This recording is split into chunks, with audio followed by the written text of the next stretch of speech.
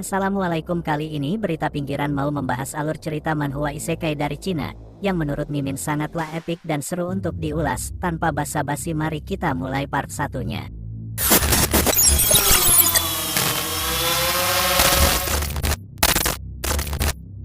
Cerita bermula di mana ada seorang pemuda sekaligus tokoh utama dari film ini, yaitu Liu Feng.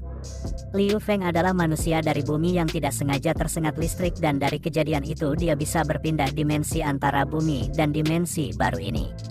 Liu Feng mulai memasuki sebuah kota dengan menggunakan delmannya. Di dalam dunia baru yang Liu Feng datangi tampaknya ramai, lalu Liu Feng pun berhenti di sebuah kedai minuman. Dan ia mulai masuk ke dalam kedai minuman itu. Setelah masuk dia bertemu dengan pemilik kedai itu, lalu Liu Feng berkata kepada pemilik kedai itu, "Juallah kedai ini kepadaku," ujar Liu Feng kepada pemilik kedai itu. Sontak pemilik kedai itu pun kaget mendengar ucapan Liu Feng. Lalu Liu Feng pun berkata lagi, "Berapapun harganya pasti aku beli," ujar Liu Feng berkata kepada pemilik kedai itu. Sontak pemilik kedai itu berkata kepada Liu Feng, "Toko kecil seperti ini kamu ingin membelinya?" ujar pemilik kedai sambil mengeluarkan ekspresi kaget dan marah. Lalu Liu Feng pun berpikir dalam hatinya, dia berkata, "Tadinya aku hanya ingin mencari tempat tinggal, tetapi setelah dipikir-pikir, di desa ini sangat ramai dan belum ada hotel. Jika aku membuka hotel, aku akan menghasilkan banyak uang," ujar Liu Feng dalam hatinya. Lalu Liu Feng pun mencoba membujuk pemilik kedai itu agar mau menjual kedainya kepada Liu Feng. Tetapi pemilik itu tetap menolak tawaran Liu Feng. Di tengah perdebatan kecil itu ada dua bangsawan di belakang Liu Feng yang sedang melihat Liu Feng berdebat. Lalu bangsawan itu pun berdiri di belakang Liu Feng dan berkata, "Kamu mempunyai lebih banyak uang, kenapa kamu tidak membeli sebuah kota saja?" ujar bangsawan itu kepada Liu Feng. Sontak Liu Feng pun kaget dan dia berkata, "Sebuah kota maksudmu?" ujar Liu Feng sambil berbalik melihat bangsawan itu. Ternyata itu Bart Carter dan putranya. Lalu Liu Feng pun berbicara dalam hatinya, "Bukankah dia penguasa kota Xi'an? Kenapa dia akan menjual kota itu? Apakah dia kekurangan uang?" ujar Liu Feng dalam hatinya. Lalu Liu Feng pun berkata kepada Bart Carter, "Bukankah tanah itu sumber kehidupanmu? Ngapa kamu ingin menjualnya?" ujar Liu Feng bertanya kepada bangsawan itu. Lalu bangsawan itu berkata kepada Liu Feng, "Aku tidak percaya kepada anakku. Lebih baik aku menjual kota itu supaya uang tunjangan masa tuaku ada, daripada kuserahkan kota itu kepada anakku," ujar bangsawan itu sambil menangis. Lalu Liu Feng pun berkata dalam hatinya, "Tidak masuk akal, bilang saja kau butuh uang, dasar bangsawan tua," ujar Liu Feng dalam hatinya. Lalu Liu Feng pun bertanya kepada bangsawan itu, "Berapa uang yang harus aku keluarkan untuk bisa membeli kota itu?"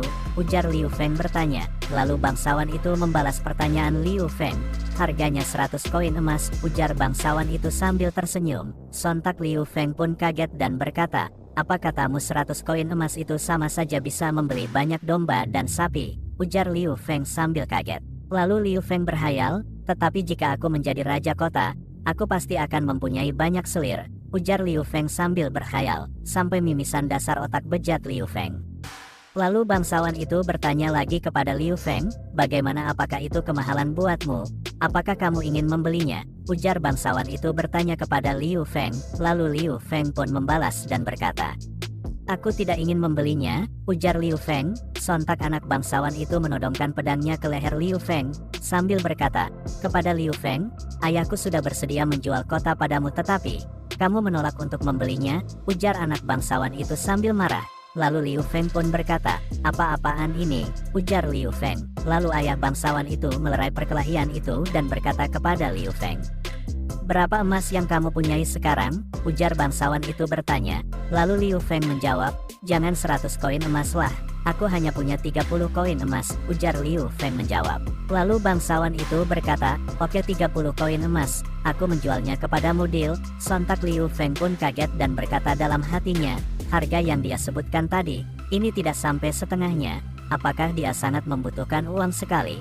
Ujar Liu Feng dalam hatinya. Lalu bangsawan itu berkata kepada Liu Feng, "Ini adalah harga spesial yang aku berikan kepadamu.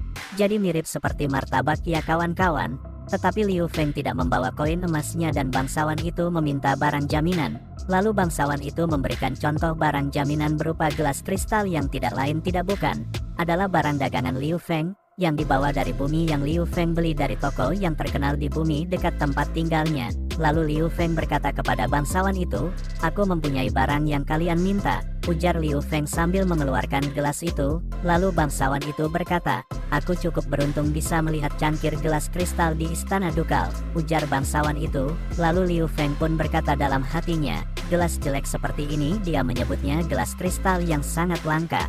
"Orang-orang di dunia ini sangat aneh," ujar Liu Feng dalam hatinya.